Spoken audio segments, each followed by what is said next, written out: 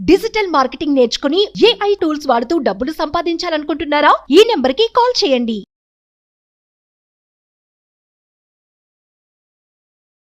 నమస్కారం డాక్టర్ శ్రీ ఆచార్య స్వామి గారు. నమస్కారం అండి. ఫస్ట్ క్లాసెస్ ఎక్కడ జరుగుతున్నాయో చెప్పాలి మీరు. మనకి ఇప్పుడు 2024 అండి. మనకి 19 మే నుంచి ఈ మేలో మనకి 19 హైదరాబాద్ క్లాస్ అండి. 2 జూన్ వచ్చి విజయవాడలో ఉంటుంది. 9th జూన్ వచ్చి అనంతపూర్లో అండి. 23 జూన్ వచ్చి విశాఖపట్నంలో ఉంటుంది. 30 జూన్ వచ్చి తిరుపతిలో ఉంటుంది. 7th జూలై వచ్చి రాజమండ్రిలో ఉంటుంది. ఇది కాకుండా మనకి ఈ మేలో 28, 29, 30 మనకి గోవా సెషన్స్ క్లాస్ ఉంది 3 రోజులు. వీలైనంత తొందరగా ఎన్రోల్ చేసుకోండి, ఎందుకంటే చాలా రష్గా ఉంది సమ్మర్ కాబట్టి. అవును. ఒక మనిషి తన జీవిత కాలంలో దేని చుట్టూ పరిగెడతాడు అంటే డబ్బు.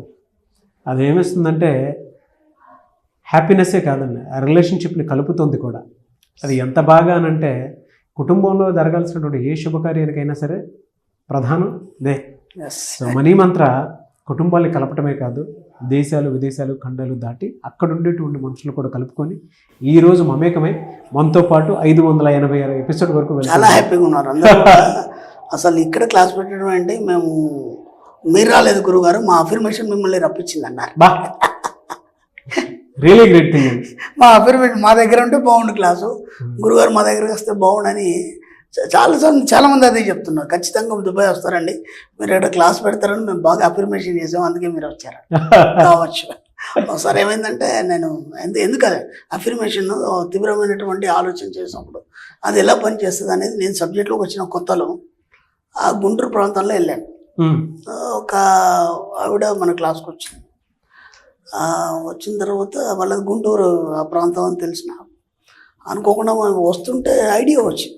ఐడియా వచ్చేసి అరే మేడం గారు ఇక్కడే ఉంటారు కదా, ఒకసారి మేడం నెంబర్ ఉందా ఒకసారి తీయండి అని. అంటే సబ్జెక్ట్ ఎలా పనిచేస్తుంది, ఏదైతే ఆలోచిస్తావో అది నీకు ఎలా అటాచ్ అవుతుంది అని అనగానే వాళ్ళు అన్నారు కదా ఉంది అంటే ఒకసారి కాల్ కలపండి, ఈ పరిసర ప్రాంతాల్లో ఉన్నాం, ఒకసారి కలుద్దాం, చాలా రోజులు అయింది, చాలా మంచిది, వాళ్ళతో పాటు 10-20 మంది తీసుకొచ్చింది, అందరికీ పాజిటివ్ చెప్తారు. అన్ఎడ్యుకేటెడ్ అయినా అంత చక్కగా చెప్తారు సబ్జెక్ట్, అందరికీ చెప్పి మరీ తీసుకొస్తారు క్లాస్. నీకు ఎందుకు మార్చామా అంటే లేదండి మీరు ఇంతమందిని మార్చారు, నాతో ఆయన అంత పట్టి నన్ను ఏం చేస్తాను, సరే అని చెప్పేసి కాల్ చేస్తే కలవలేదు. ఓకే 2-3 సార్లు చేస్తాం, ఇక ఆ ఊరు దాటి వెళ్ళిపోతున్నాం. కాల్ వచ్చింది ఆవిడ నుంచి. కాల్ వచ్చిన తర్వాత ఏమ్మా అక్కడ మీరు అది అంటే మా పొలం దగ్గర అన్నారు. మేము ఇక్కడ ఉన్నాము అంటే నేను మనిషిని పంపిస్తానండి మీరు వచ్చేయండి, జస్ట్ ఒక 10 నిమిషాలు అంతే. సరే అని చెప్పేసి వెళ్ళాము. మీరు నమ్మండి అక్కడ 10 మంది ఆడోళ్ళని పోగేసుకొని చాలా రోజులు అయింది మనం క్లాస్కి వెళ్ళాక, గురువుగారిని ఒకసారి కలవాలా అని వాళ్ళు డిస్కషన్ చేస్తున్నారు. నాకు తెలియదు, వెళ్ళగానే అందరు అక్కడే ఉన్నారు. అంటే మన క్లాస్కి వచ్చిన ఐడియా ఉంటుంది కదా మనకి, ఏంటమ్మా అందరు ఇక్కడ ఉన్నారు అని అంటే మీ గురించే డిస్కషన్ చేస్తున్నామండి తీవ్రంగా, ఎప్పుడు వెళ్ళాలి క్లాస్కి, గురుగారిని ఎప్పుడు కలవాలి, పర్సనల్ అపాయింట్మెంట్ ఎప్పుడు తీసుకోవాలి, ఇవన్నీ ఆలోచిస్తున్నామండి. అనుకోకుండా మీరే వచ్చి అంటే మనం ఏదైతే ఆలోచిస్తామో మనకు తెలియకుండానే వాళ్ళ అఫర్మేషన్ మన అన్నట్టు లాక్కెళ్తుంది. మన అఫర్మేషన్ ఏదైతే ఉందో అటువైపు లాక్కెళ్తుంది. అర్థమైంది, అది సబ్జెక్ట్. ఓకే, అలా తీసుకెళ్ళింది కాబట్టి దుబాయ్ దాకా కూడా వెళ్ళాం. దుబాయ్ దాకా 100-200 మంది మనకు అఫర్మేషన్ చేసుకున్నారు కాబట్టి మనం వెళ్ళామని. మనం ఏమనుకుంటామంటే ఇదంతా నేనే చేసినా అనుకుంటాం. కాదు, చేసేవాడు వేరేది ఉంటుంది, అదే విశ్వం. మనకి మహాభారత యుద్ధం జరిగిన తర్వాత అంతా అయిపోయింది. అయిపోయిన తర్వాత అక్కడ బార్బరి కూడా ఉంటాడు, వాడు కొండ రూపంలో ఉంటాడు. ఓకేనా, మహాబలవంతుడు. 2 రోజులు కురుక్షేత్ర యుద్ధం ముగించేస్తాడు వాడు. అర్థమైందా? కృష్ణుడు అన్నాడు నువ్వు సాక్షిగా నిలవాలి కాబట్టి కొండ రూపం లేకుండా ఉండమన్నాడు. మహాభారతం అంతా యుద్ధం అయిపోయిన తర్వాత ఈ పాండవులు వీళ్ళందరూ వెళ్ళారు దగ్గరికి. వెళ్ళేసి ఎలా జరిగింది యుద్ధం, 2 రోజులు జరిగింది కదా, ఎలా జరపబడింది, ఎలా చేశారు. ఆయన ఒకటే అన్నాడు, ఎవరి మీద గెలిచారు, అసలు ఏం జరిగింది. ఒక నల్లని వాడు వచ్చాడు, వాడేమో పొడుగు నామాలు ఉన్నాయి, ఇంకో తెల్లని వాడు వచ్చాడు, అడ్డం నామాలు ఉన్నాయి, అనంతమైన ఎత్తులో ఒక అదృశ్యమైన శక్తి రూపంలో కనిపిస్తూ వెళ్తున్నారు, 10 నిమిషాలు యుద్ధం ముగిసింది అన్నాడు. 18 రోజులు యుద్ధం జరిగితే 10 నిమిషాల్లో యుద్ధం ముగిసింది, మీరేంటి ఇన్ని రోజులు అని చెప్తున్నారు అన్నాడు. ఆశ్చర్యపడినారు. అంటే విశ్వం అనేది దాని టైం కూడా చాలా స్పీడ్ కాబట్టి మనకు అట్లా అనిపించింది. అక్కడ జరిగిందో 10 నిమిషాలే, అక్కడ చేసింది కృష్ణుడా అర్జునుడా వీళ్ళందరూ కాదు, పాండవుల కౌరవుల ఇదంతా కాదు. అనంతమైన శక్తి ఏదైతుందో నీ లోపల అంతర్లీనమైన శక్తితోని అనంతమైన విశ్వశక్తితోని ఏకమైనప్పుడు మీకు తెలియకుండా మీ జీవితంలో ఎన్నో అద్భుతాలు జరుగుతాయి. అది అసలు విషయం. మనం అనుకుంటాం ఇది నేనే చేశాను అనుకుంటాం, నువ్వేది చెయ్యవు. నీ యొక్క ఆలోచన విధి విధానం ఏదైతుందో అది విశ్వంలో రికార్డ్ అయ్యి అది ఒక డిజైన్ తయారు చేస్తుంది. మనం అనుకుంటే ఇది నేనే చేసినాం అనుకుంటాం, ఆ డిజైన్ ఇంకా అద్భుతంగా ఉంటుంది. మీరు ఆలోచించిన దానికంటే ఇంకా అద్భుతం. ఇప్పుడు దాకా అందరికీ అదే తెలుసు కదా, మహాభారత యుద్ధం కౌరవులు పాండవులు వాళ్ళు ఏం చేయలేదు, చేసింది వీళ్ళిద్దరే, శివుడు విష్ణువు ఇద్దరు కలిసి అనంతమైన శక్తులు అట్లా. అందుకే ఆయన అంటాడు కదా, ఈ యొక్క స్వరాట్ రూపం ఏదైతుందో నేనే అంటాడు, విశ్వం ఈశ్వర్ కషట్కారో భూత భవ్య భవత్ ప్రభు. మొట్టమొదటి స్టార్టింగ్లో విశ్వ సహస్రనామంలో చెప్పింది అది. ఎలా ఉంది ఈ యొక్క విశ్వం యొక్క భూత భవిత వర్తమాన కాలాలు నేనే అంత అయి ఉన్నానని అంతా చెప్పడం జరిగింది. అది మన సబ్జెక్ట్. పర్టికులర్గా ఏం చెప్తున్నారు స్పెషల్ వీడియో? జాకోబీ అనే ఒక రచయిత ఉన్నాడు. ఆయన ఏమంటాడంటే, మీకు కావాల్సిన వాటి ఏవైతే ఉన్నాయో, మీకు ఒక వస్తువు నచ్చింది ఏమంటాడంటే ఆయన థ్యాంక్స్ చెప్పుకోమంటాడు. జాకోబీ అని చెప్పేసి రచయిత. నువ్వు పొందాలనుకున్నటువంటి వస్తువులు కానీ, లేదంటే నువ్వు పొందాలనుకున్నటువంటి సౌఖ్యం కానీ, అప్పుడు మనం ఒక వ్యక్తిని చూసినప్పుడు ఒక రెస్టారెంట్ వెళ్ళాము, ఒక మంచి పెద్ద స్థాయిలో అక్కడ సన్మానం జరిగింది, లేదంటే ఒక సభకి వెళ్ళాము, అది మీరు దాన్ని ఫీల్ అవుతూ థ్యాంక్స్ అని చెప్పాలి. ఓకేనా? ఓ వస్తువు నచ్చింది, అక్కడ వెళ్ళారు, ఏదో ఒక షాప్కి వెళ్ళారు, అక్కడ వస్తువు నచ్చింది, మీరు కొనుక్కోలేదు స్థితిలో ఉన్నారు, అదంతా సంబంధం లేదు, పక్కన పెట్టండి, జస్ట్ దానికి థ్యాంక్స్ అని చెప్పండి. అర్థమైందా? అది మీ సొంతం అయిపోద్ది. ఓకే. ఎప్పుడైతే నువ్వు దాన్ని ప్రేమిస్తావో, దానికి థ్యాంక్స్ చెప్తావో, అది అక్కడి నుంచి కదలడం మొదలవుతుంది అన్నాడు. అది డబ్బు కావచ్చు, సంపద కావచ్చు, ఐశ్వర్యం కావచ్చు, ఏదైనా కావచ్చు.